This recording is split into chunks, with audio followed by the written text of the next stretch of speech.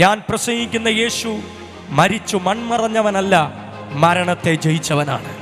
അരവിന്ദ് മോഹൻ പ്രസംഗിക്കുന്ന യേശു മരിച്ചു മൺമറഞ്ഞവനല്ല, മരണത്തെ ജയിച്ച് ഉയർത്തെഴുന്നേറ്റ് ഇന്നും ജീവിക്കുന്ന കർത്താവിനെ പരസ്യമായി ഇവിടെ ഉയർത്തുമ്പോൾ അത് വിശ്വസിക്കുന്ന ദൈവജനം ഈ രാത്രി ഒരുമിച്ച് കരങ്ങളെ അടിച്ചോ ശബ്ദം ഉയർത്തിയോ ആമേൻ ഒക്കെ സ്തുതിക്കണം. കാരണം ഇത് മരിച്ചവനെ അല്ല പ്രസംഗിക്കുന്നത്, മരണത്തെ ജയിച്ചവനെയാണ്.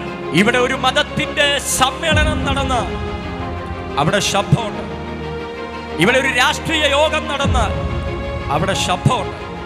പക്ഷെ ഇന്ന് രാത്രി ഇവിടെ നടക്കുന്നത് സുവിശേഷ യോഗമാണ്.